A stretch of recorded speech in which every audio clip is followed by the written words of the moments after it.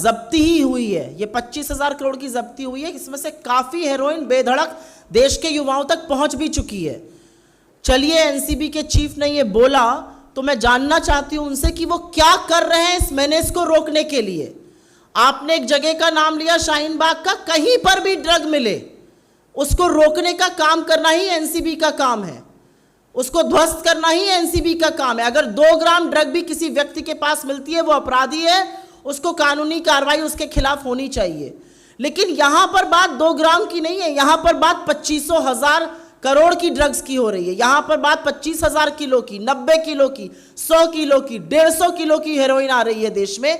इसके बारे में एनसीबी के प्रमुख का क्या कहना है? अगर वो कहते हैं और आपकी बात ऐसा लग रहा है कि उन्होंने कहा है कि गुजरात इसका एपिसेंटर है, तो वहां पर क्या रणनीति है कि कैसे आना रोका जाए? क्योंकि यह सच है कि हाँ, कुछ इंटेलिजेंस होती है, आप कुछ रोक लेंगे और कुछ देश में आ जाती है अंदर, तो उसको रोकने के लिए कौन सी रणनीति है?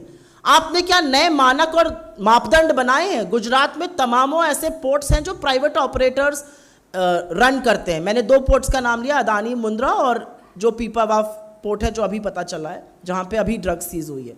तो क्या आपने प्राइवेट मालिकों के साथ मिलकर कोई मापदंड, कोई मानक, कोई सिक्योरिटी की बातें करी? और अगर ऐसा नहीं किया है तो ये सिर्फ जबानी जमा खर्च है, क्योंकि ये देश विश्व का सबसे युवा देश है, लेकिन इस देश में सबसे ज्यादा बेरोजगारी भी है। और बेरोजगारी से युवाओं को या तो दंगाई बनाया जा रहा है या ऐसा लग रहा है उनको नशेड़ी बनाया जा रहा है, और इसका खात्मा होना जरूरी है। तो अगर एनसीबी के प्रमुख ने ऐसी बात कही है तो वो उनको देश के साथ ये भी साझा करना चाहिए कि इसका अगला स्टेप क्या है, आपकी क्या रणनीति है। गृह मंत्री और प्रधानमंत्री को इस बात पर बोलना चाहिए। आप सबको हमारा नमस्कार। एक महत्वपूर्ण मुद्दे पर आप लोगों के साथ आज इस मंच से उस मुद्दे को संबोधित करेंगे।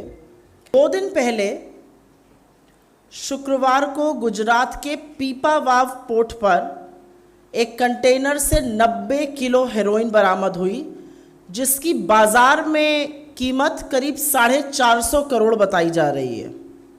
ये 5 महीने पहले ईरान से आई थी, इसको पिघलाकर रस्सियों में भरा गया था, फिर वो सूख गई थी। और मैं बधाई देना चाहती हूँ गुजरात के एंटी टेरर स्क्वाड और डायरेक्टरेट ऑफ रेवेन्यू इंटेलिजेंस, जिन्होंने एक जॉइंट ऑपरेशन में इसको जब्त किया। लेकिन कुछ सवाल अपने आप उठते हैं कि गुजरात की, बापू की और सरदार पटेल, लौह पुरुष सरदार पटेल की सरजमी क्यों ड्रग माफियाओं के लिए बड़े आसान आवागमन का साधन बनती जा रही है?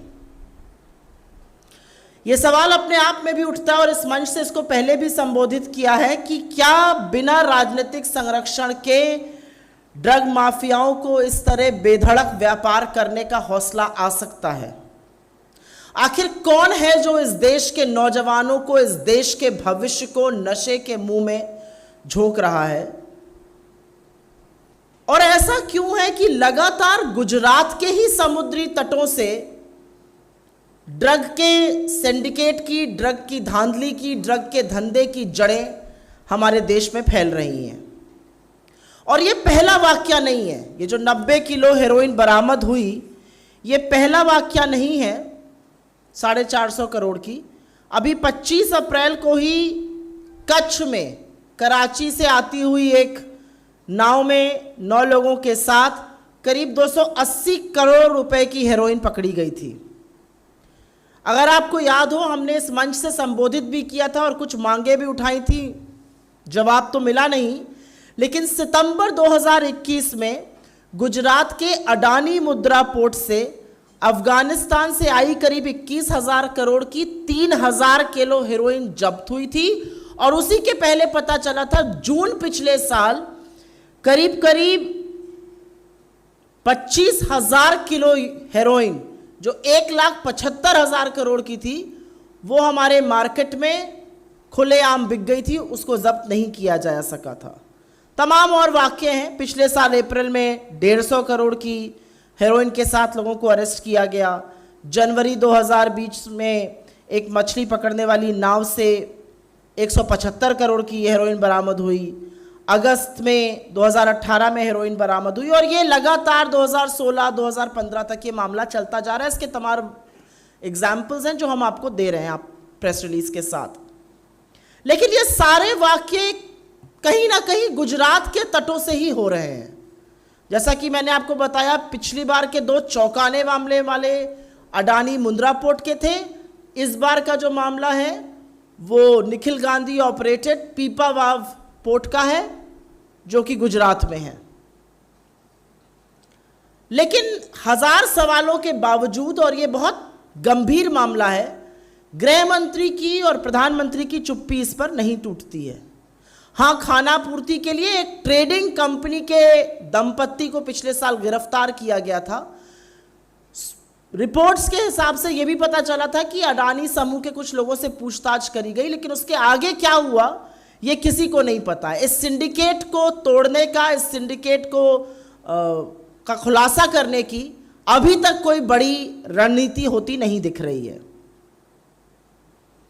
तो यह सच है कि इस देश के युवा 8 साल हो गए 16 करोड़ रोजगार के सपने देख रहे हैं, लेकिन उनको दी जा रही है ड्रग की प्रचुर मात्रा में उपलब्धि। नारकोटिक्स कंट्रोल ब्यूरो के बारे में मैं जो कहूं वो कम है। किसी के पास जरा सी भी, ये मैं मानती हूं कि किसी के पास जरा सा भी ड्रग मिले वो आपराधिक है, लेकिन 2 ग्राम की ड्रग पर ताता थैया करके जबरदस्त नाच नाचने वाले टीवी चैनल चुप हैं, नारकोटिक्स कंट्रोल ब्यूरो चुप है। यहां पर हजारों करोड़ों की हेरोइन देश में आती जा रही है, कुछ पोर्ट से निकल जाती है, कुछ जब्त हो जाती है।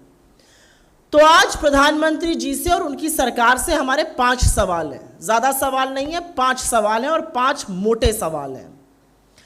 हिंदुस्तान के भविष्य को नशे के मुंह में झोंका जा रहा है, आप मौन क्यों हैं? आप 140 करोड़ भारतीयों के प्रधानमंत्री हैं, ये आप भूल जाते हैं। आप सिर्फ भाजपा के प्रधानमंत्री अपने आप को मानते हैं, लेकिन आप मौन क्यों हैं? आप चुप्पी कब तोड़िएगा? ये पहला सवाल है।